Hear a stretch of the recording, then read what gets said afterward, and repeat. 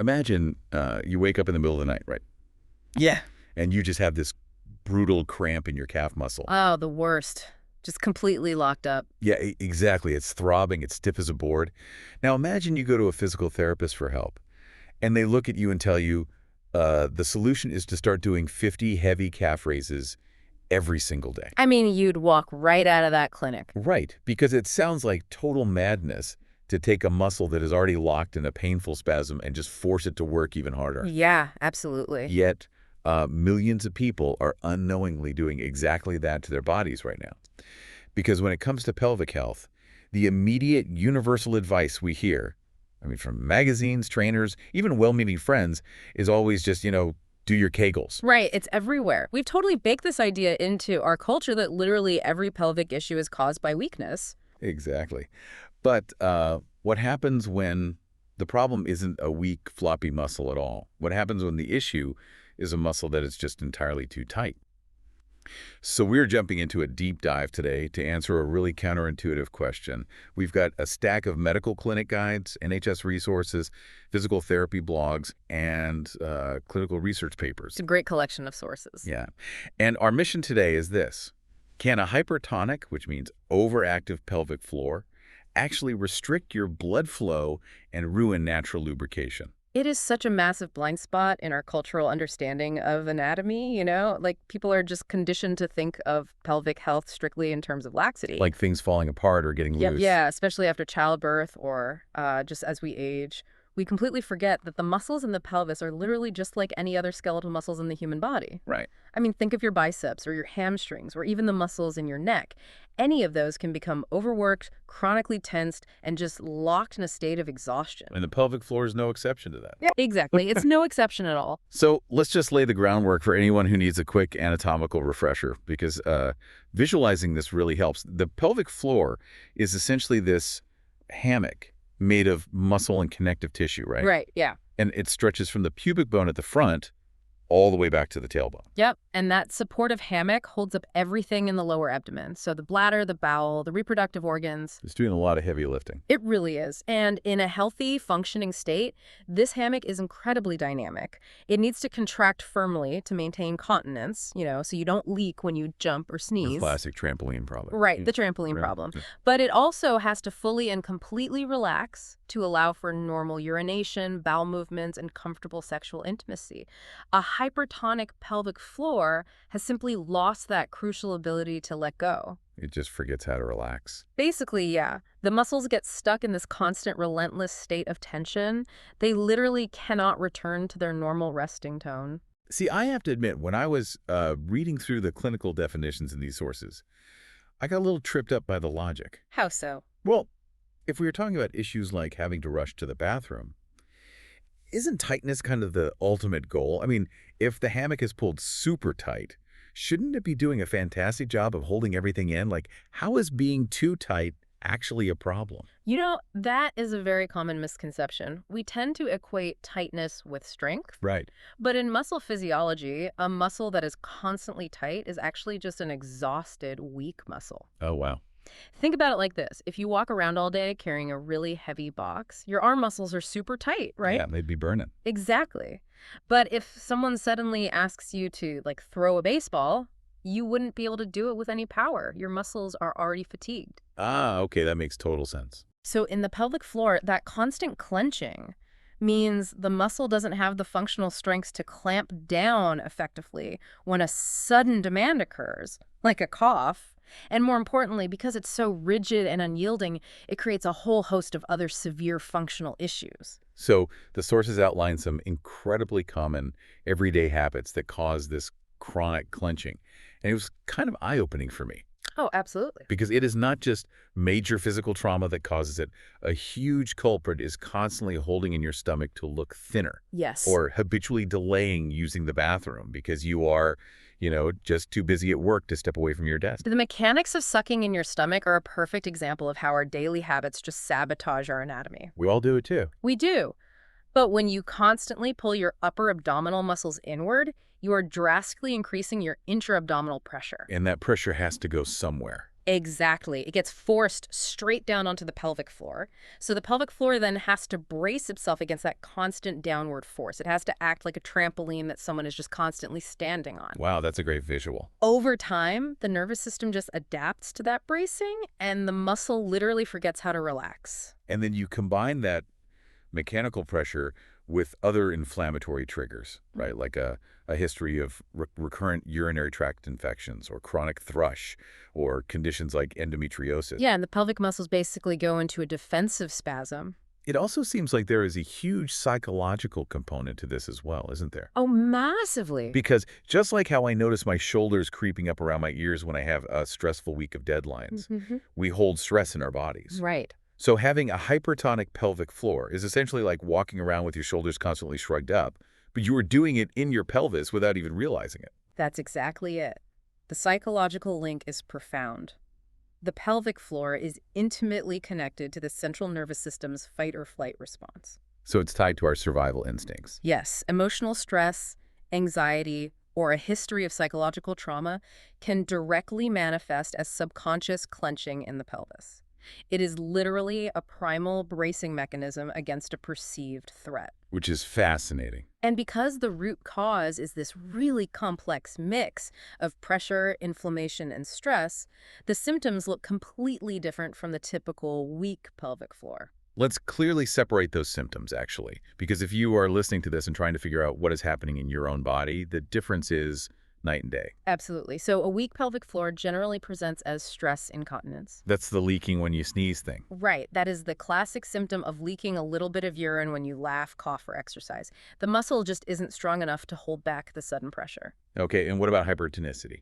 Hypertonicity presents with a cluster of very different symptoms. You see severe urinary urgency, where you suddenly feel like you have to go right this second. Like an emergency. Yeah. And you see urinary frequency, where you are going to the bathroom like 15 times a day. You might even feel like you can't completely empty your bladder. And the absolute hallmark symptom is profound chronic pelvic pain. Which brings up a mechanical question for me. If you are walking around with your pelvic shoulders shrugged up to your ears 24 hours a day, what is that relentless tension actually doing to the tissue? It's doing a lot of damage, frankly. Because all muscles need circulation. Right. They need fresh oxygen to survive. Yes. And whenever a muscle is constantly contracted, it becomes incredibly dense and rigid. Yeah. As it tightens, it physically compresses all the tiny blood vessels, the capillaries that run through and around the muscle fibers. It just pinches them off. It literally squeezes them shut. Yeah. And this mechanical restriction of local blood flow is clinically known as ischemia. Ischemia. So basically, by clenching the muscle, you are inadvertently starving the surrounding tissue of fresh blood. And starving it of oxygen? Yes. But to understand why this causes so much pain, we have to look at the other job blood performs. Right, because it's not just bringing good stuff in. Exactly. Blood flow isn't just a delivery service for nutrients. It is also the body's vital waste removal system. When muscles are active, even if they're just holding a rigid, tense posture, they produce cellular waste products called metabolites. Like lactic acid. Yes, lactic acid is the most common one, which anyone who works out has experienced, that burn you feel. In a normal, relaxed state, robust blood flow simply washes those acidic metabolites away. But because of the ischemia, the blood supply is choked off. So it is like a toxic traffic jam. That's a perfect way to describe it. The waste can't be cleared out, so it just sits there accumulating in the tissue. And the body has a built-in alarm system for exactly this scenario. The accumulation of these acidic metabolites drastically lowers the pH in the local tissue. It becomes highly acidic. Right. And this acidic environment triggers specialized chemical sensors called nociceptors. These sensors start firing urgent distress signals up the spinal cord to the brain. And how does the brain interpret that? The brain interprets those specific chemical distress signals as severe burning pain, deep aching, and cramping. Wow. That distinction completely changes how you view chronic pain. It really does. Because if someone is dealing with severe pelvic pain, their first panic thought is usually that something is torn or broken or structurally damaged down there, Yeah. But what you are saying is that the pain system is reacting to a chemical buildup. Yes, and it is a massive relief for many patients to learn that their hardware is largely intact. They haven't permanently ruined their body. Right. The pain is intense and very real, but it is the result of a toxic environment created by muscle tension, not a structural injury. Okay, let me test a theory here, because I want to connect this ischemia back to our main mission today. Go for it. If the blood flow is cut off, like kinking a garden hose so the water completely stops, does that lack of circulation explain the other major physical symptom the clinical guides mention? You're talking about the lubrication issue. Exactly. A sudden, frustrating lack of natural lubrication. Can a tight muscle actually dry a person out? Yes, absolutely. And this is where the mechanics of muscular tension directly interfere with the mechanics of sexual health and arousal. How so? Well, proper neuronal function, tissue sensitivity, and natural vaginal lubrication rely almost entirely on a rapid increase in localized blood flow. Okay. When the nervous system signals arousal, the blood vessels are supposed to dilate and engorge the pelvic tissues. This sudden rush of blood creates a pressure gradient that physically pushes fluid through the vaginal walls, creating natural secretions. Oh, wow. It really is just simple plumbing, isn't it? It basically is. If you have a hypertonic pelvic floor clamping down on all those blood vessels, you have effectively kinked the hose. The blood can't rush in, which means the fluid can't be pushed out. Precisely. The physical restriction completely halts the natural lubrication process. It blunts nerve sensation, and it decreases overall physical pleasure.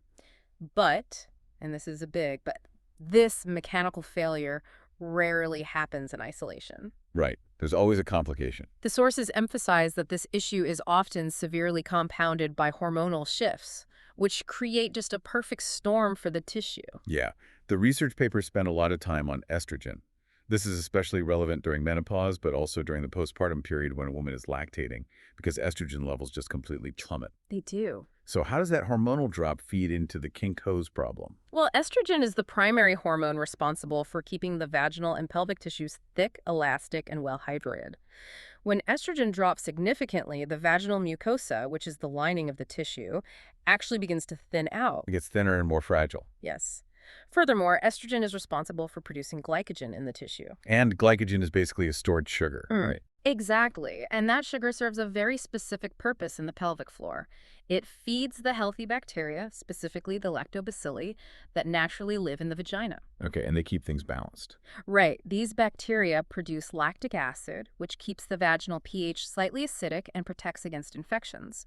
When estrogen drops, the glycogen disappears, the healthy bacteria starve, the pH rises, and the tissue becomes highly susceptible to micro tears and infections. Ouch. And on top of that, the underlying collagen structure alters, making the tissues far less elastic. So you literally have this cascading disaster happening. The hormonal shift is thinning the tissue, removing the protective bacteria, and reducing natural moisture. And simultaneously, you have these hypertonic, stressed-out muscles clamping down on the blood supply, starving that already fragile tissue of oxygen and fluid. Exactly. That combination creates what clinicians call the vicious cycle of pelvic pain. It sounds vicious. Because the tissue is dry and fragile, any kind of friction-like sexual intimacy, or even just wearing tight clothing or inserting a tampon, causes acute pain, clinically known as dyspareunia. Right. Now, the brain is an incredibly protective organ.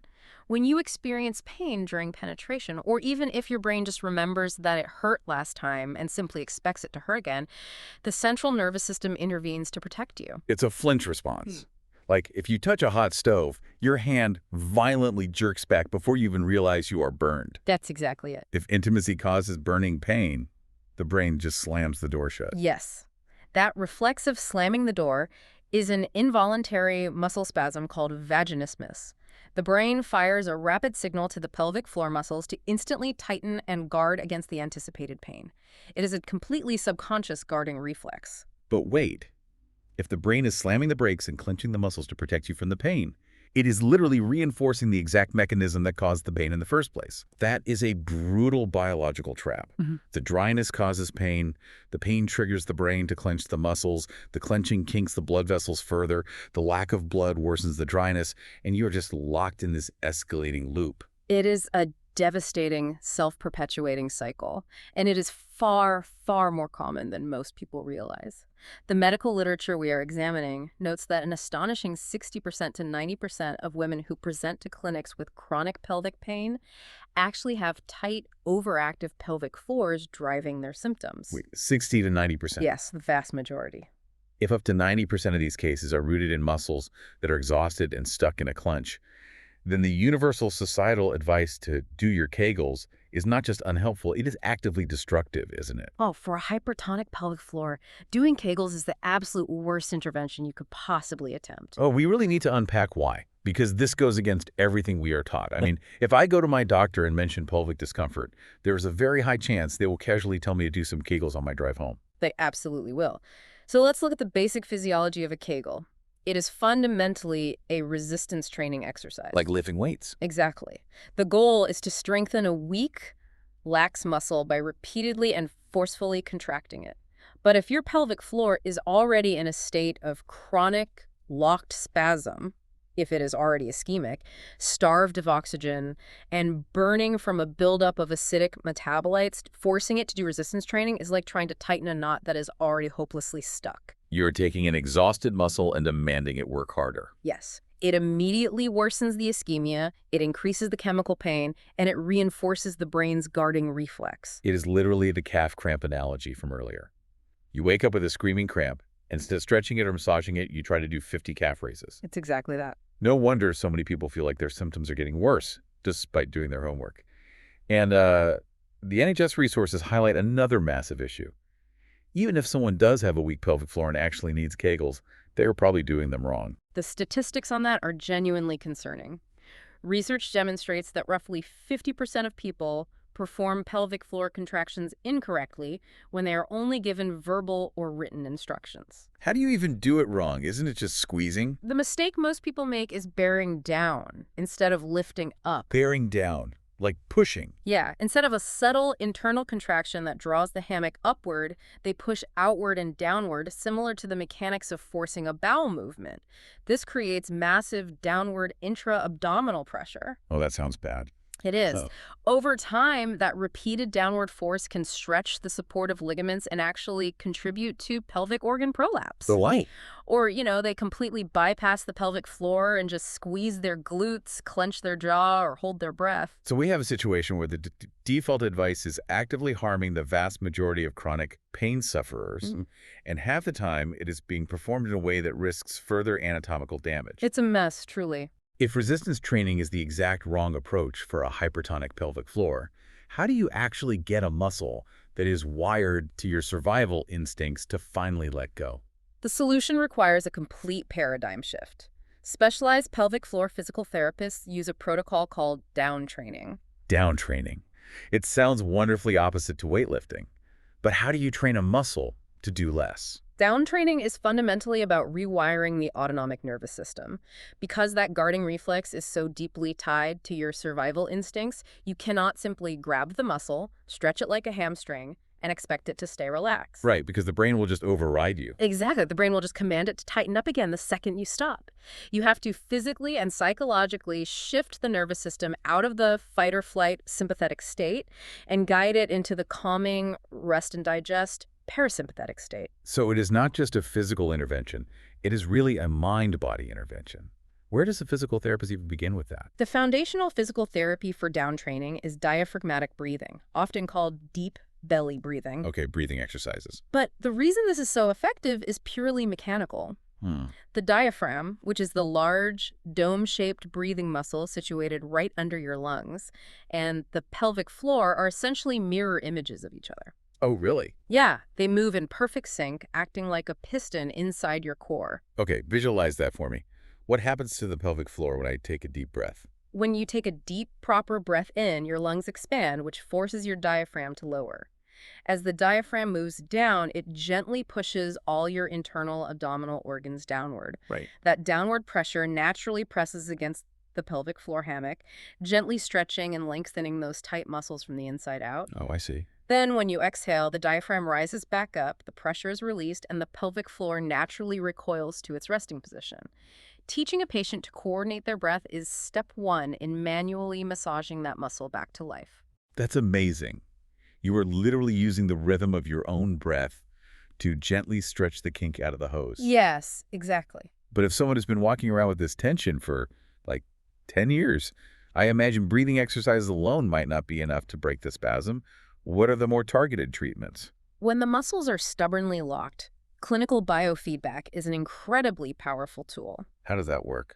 A physical therapist uses small external or internal sensors that read the electrical activity of the muscles, and they connect those sensors to a computer screen. Why do they need a screen? Because most patients with severe hypertonicity have completely lost their proprioception, their internal bodily They awareness. don't even know they're flexing. Exactly. They have been clenched for so long that their brain registers the tight spasm as normal. They literally cannot feel that they are clenching. So when they see a graph on a screen spike into the red zone every time they subconsciously tense up, it bridges that critical brain muscle gap.